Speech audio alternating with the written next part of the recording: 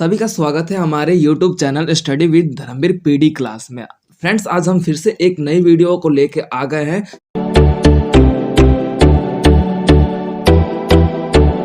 Friends, तो आज की क्लास में हम इग्नू का सेकेंड ईयर बुक BPSC 133 के बारे में, पॉलिटिकल साइंस की जो ये बुक है, जिसका आज का जो हमारा चैप्टर है, चैप्टर नंबर 3 है, इसके बारे में जिक्र करेंगे। तो इसके पहले क्वेश्चन की बात कर लेते हैं। फ्रेंड्स, सत्तावादी लोकतांत्रिक शासन की परिभाषा देते हुए विकसित राज्यों में लोकतांत्रिक शासन की कैसी स्थिति है, व्याख्या कीजिए। तो ये फ्रेंड्स आपका क्वेश्चन है, जो कि ये क्वेश्चन 3 है। इन तीनों क्वेश्चन का आंसर जो है सेम है और ये क्वेश्चन सिमिलर है। तो फ्रेंड्स, आइए अपने वीडियो को स्टार्ट करते हैं।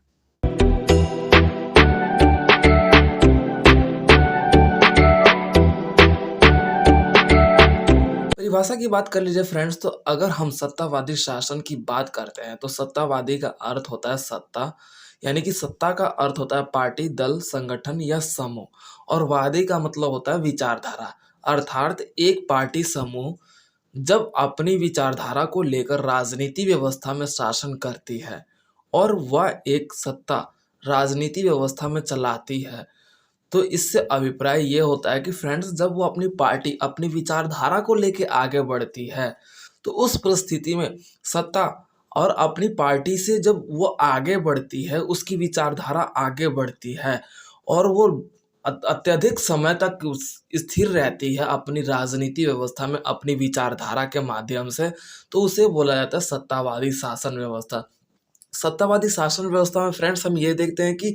लोकतंत्र व्यवस्था होता है ना कहीं लोगों का जो अधिकार होता है, इसका हनन भी देखने को मिलता है। यही बोला जाता है सत्तावादी शासन प्रणाली। अब इसके अंतर्गत आ जाते हैं फ्रेंड्स, लोकतांत्रिक शासन प्रणाली के अंतर्गत देख लेते हैं। लोकतांत्रिक शासन प्रणाली का अंतर्गत हम ये देखते हैं कि जब हम राजनीति व्यवस्था में जनता द्वारा, जनता के लिए, जनता पर किया गया शासन व्यवस्था ही लोकतंत्र कहलाता है या फिर लोकतांत्रिक शासन व्यवस्था कहलाता है, जिसके अंतर्गत हम इसके शाब्दिक अर्थ का मतलब समझ सकते हैं।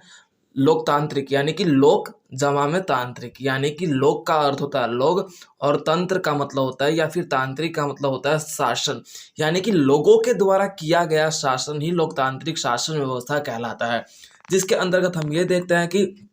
लोकतांत्रिक शासन व्यवस्था सर्वप्रथम सार्वभौमिक वयस्क मताधिकार मिलने के बाद ही हमें यह अधिकार प्राप्त हो पाया है। जिसके अंतर्गत हम सरल शब्दों में देखते हैं कि 1951 से लेकर 1952 में जब हमारा सर्वप्रथम चुनाव आयोग का गठन हुआ था, उसके बाद से जो सफल चुनाव का जो प्रक्रिया है 1957 में माना जाता है, जो कि प्रथम चुनाव के आयुक्त की नियुक्ति सुकुमार सेन को माना जाता है। फ्रेंड्स, तो इनके द्वारा जिस प्रकार से चुनाव के माध्यम से या फिर लोगों के वयस्क मताधिकार के माध्यम से लोकतांत्रिक शासन व्यवस्था की स्थापना पूर्ण रूप से हो पाया भारत में। अब फ्रेंड्स, आ जाते हैं विकसित देशों में राज्यों, जिसके अंतर्गत हम ये देखते हैं कि विकसित देशों में जो राज्य हैं उसमें लोकतांत्रिक शासन प्रणाली किस रूप में भली भांति आगे बढ़ पा रही है। लोकतांत्रिक शासन व्यवस्था का देखा जाए तो फ्रेंड्स, हमारे जो आ जाता है कि जो लोकतांत्रिक शासन व्यवस्था में, यानी कि लोगों के अधिकार, लोगों की स्वतंत्रता, लोगों के द्वारा या फिर लोगों के लिए किए गए ही शासन व्यवस्था ही लोकतांत्रिक शासन व्यवस्था कहलाता है। जिसके अंतर्गत हम ये देखते हैं कि लोकतांत्रिक शासन व्यवस्था विकसित देशों में किस प्रकार से उनके डेवलपमेंट यानी फिर उनके विकास के लिए किस प्रकार से लोकतांत्रिक शासन व्यवस्था अत्यधिक महत्वपूर्ण भूमिका निभा पाया है। फ्रेंड्स, कहा जाए तो यानी कि जो डेवलप्ड कंट्री है, यानी कि जैसे अमेरिका हो गया, रूस हो गया, चीन हो गया,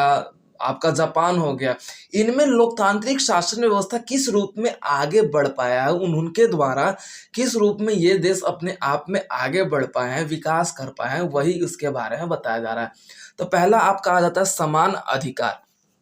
इसके बारे में चर्चा कर लेते हैं। जैसे कि हम जानते हैं कि जिस देश में लोकतांत्रिक शासन होगा उसमें जनता द्वारा चुनाव प्रतिनिधि ही जनता के लिए हित या भलाई, उनकी सुरक्षा, उनकी सुविधा के लिए कार्य करते हैं। इसके अंतर्गत हम ये देखते हैं कि सरकार सभी को समान अधिकार देती है। फ्रेंड्स, तो इसकी बात कर लेते हैं। समान अधिकार का मतलब यानी कि इक्वल फ्रीडम, या बोल सकते हैं इक्वेलिटी जो वर्ड होता है, उसके अंतर्गत हम ये देखते हैं कि सरकार है ना सबको समान अधिकार देता है, कहीं पे भी आना जाना, किसी भी तरीके से अपने अधिकार के माध्यम से कहीं जगह किसी स्थान पर ज़मीन खरीद के रहना, अपना निवास स्थान बनाना, तो ये सरकार उसको ये अधिकार प्रदान कर चुका है। तो यही समान अधिकार, यानी कि कोई भी कानून व्यवस्था के रूप में भी देखा जाए तो कोई भी कानून में नीचा बड़ा नहीं है, सबको इक्वल यानी कि समान अधिकार दिया गया है। अब इसके अंतर्गत लोकतांत्रिक शासन में ये एक धारणा है, जिस प्रकार ईश्वर के बनाए यानी कि ईश्वर तथा प्राकृतिक से जिस प्रकार हम एक समान हैं कि हाँ,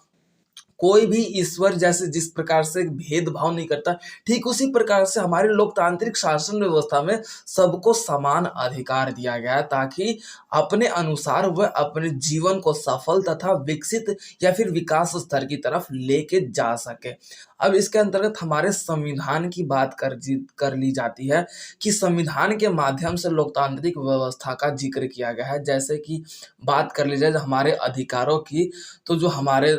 अनुच्छेद 14 से स्टार्ट होते हैं और 32 तक समाप्त हो जाते हैं, तो इसके अंतर्गत हमारे सारे अधिकारों के बारे में जिक्र किया गया है। अब आ जाता है फ्रेंड्स हमारे सुदृढ़ नीतियां। लोकतांत्रिक शासन व्यवस्था में जो लोकतांत्रिक शासन व्यवस्था है, उसमें हम देखते हैं कि जो नीतियों का निर्माण होता है सुदृढ़ व्यवस्था से होता है, यानी कह सकते हैं कि नीतियों को बनाने के लिए देश के निवासी या फिर बोल सकते हो जनता के बारे में या फिर उनके समूह उनके हित के बारे में सोचकर नीतियों का निर्माण किया जाता है। किसी भी वर्ग या फिर वर्ग विभाजन के बारे में नहीं सोचना जाता, किसी भी क्षेत्र या फिर किसी भी धर्म को सर्वश्रेष्ठ नहीं बोला जाता। इसके अंतर्गत हम ये देखते हैं कि ये एक धर्मनिरपेक्ष सुदृढ़ नीतियों को निर्माण करने में महत्वपूर्ण भूमिका निभाता है। फ्रेंड्स अब आ जाते हैं नेक्स्ट पॉइंट, यानी कि थर्ड पॉइंट हमारा न्यायपूर्ण निर्णय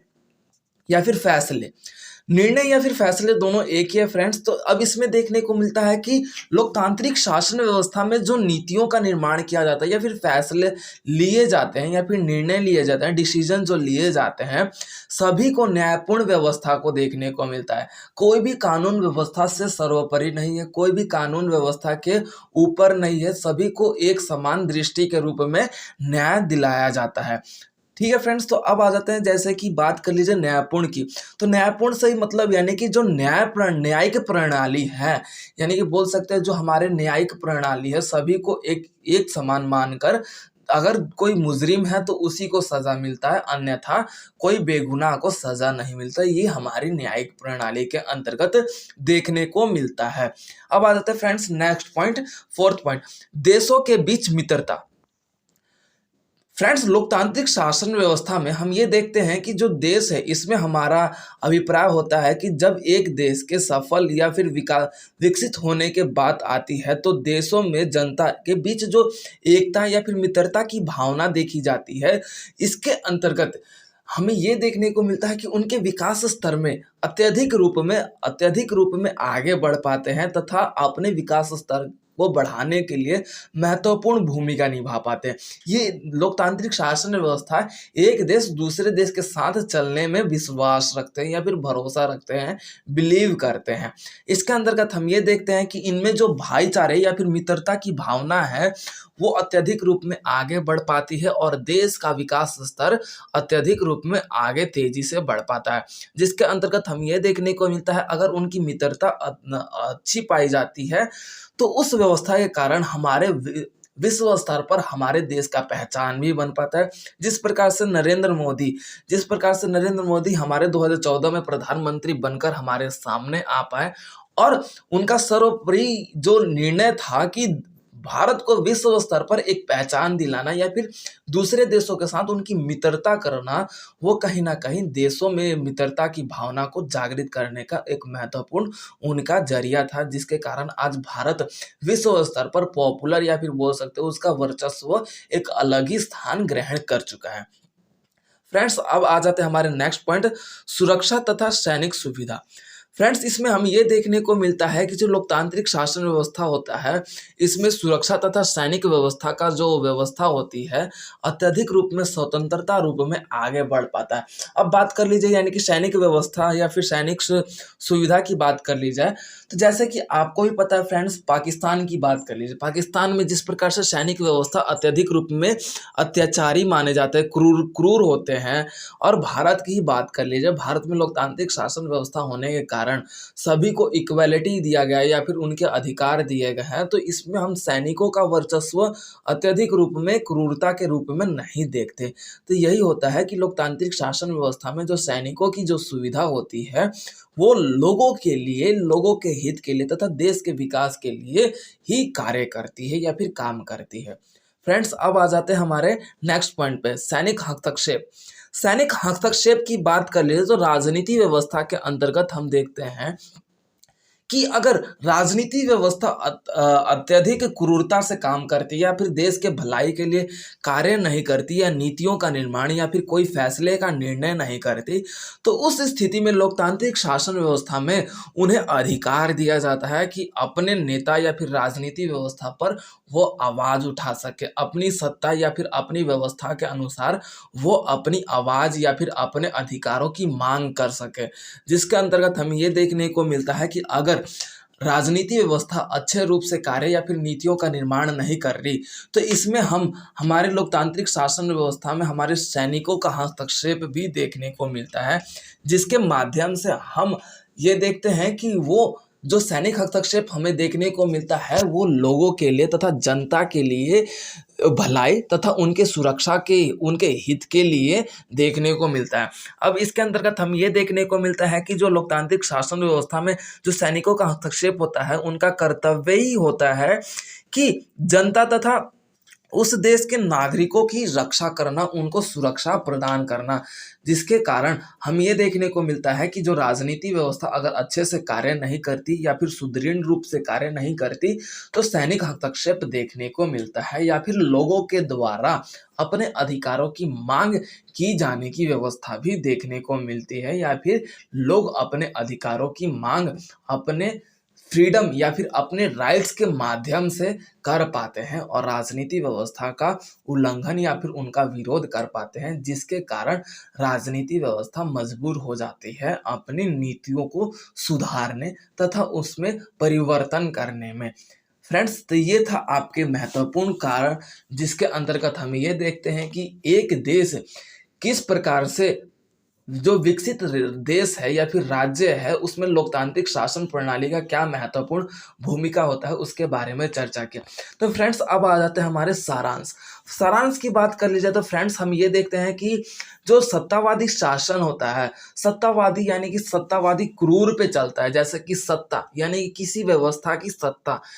जो लंबे समय से कार्यरत रहा हो, जैसे कि हम बोल सकते हैं कि कांग्रेस भारत में लंबे समय से कार्यरत रहा है, तो उसकी एक सत्तावादी शासन व्यवस्था के रूप में हम देख सकते हैं, जिसके कारण अगर कोई भी पार्टी या फिर कोई भी राजनीति व्यवस्था लंबे समय तक हमारे देश पर कार्यरत रहता है, तो वो अत्यधिक क्रूर हो जाता है या फिर अत्याचारी भी हो जाता है, उसमें धीरे धीरे घमंड की भावनाएं भी आ जाती है। तो इस स्थिति में यहाँ पे देखने को मिलता है कि लोगों के अधिकारों का हनन होने लगता है। अधिकारों के हनन होने के कारण लोग अपनी स्वतंत्रता के ध्यान में ना रखते हुए उनकी स्वतंत्रता सत्तावादी शासन व्यवस्था में समाप्त होने लगती है। इसी के विपरीत अगर बात कर लीजिए लोकतांत्रिक शासन व्यवस्था की, तो लोकतांत्रिक शासन व्यवस्था के कारण हमारे देश में लोगों को स्वतंत्रता प्रदान होती है या फिर उनके अधिकार प्रदान होते हैं, जिसके माध्यम से वह अपना विकास सक्षम रूप से या फिर विकसित रूप से कर पाते हैं और अपने वर्चस्वता को बनाए रखने के लिए तथा अपने अधिकारों का प्रयोग करके अपने देश का विकास करने में सक्षम हो पाते हैं। फ्रेंड्स, तो ये था आपका टॉपिक, जिसमें आज हमने ये देखा कि विकसित देशों में लोकतांत्रिक शासन व्यवस्था किस प्रकार से महत्वपूर्ण भूमिका निभा पाता है और उनके क्या क्या कारण हैं, तो उसके बारे में चर्चा किया आज। आई होप कि आप सभी को वीडियो पसंद आया हो या फिर क्लियर हो गया हो। ओके फ्रेंड्स, मिलते हैं अपने नेक्स्ट वीडियो में।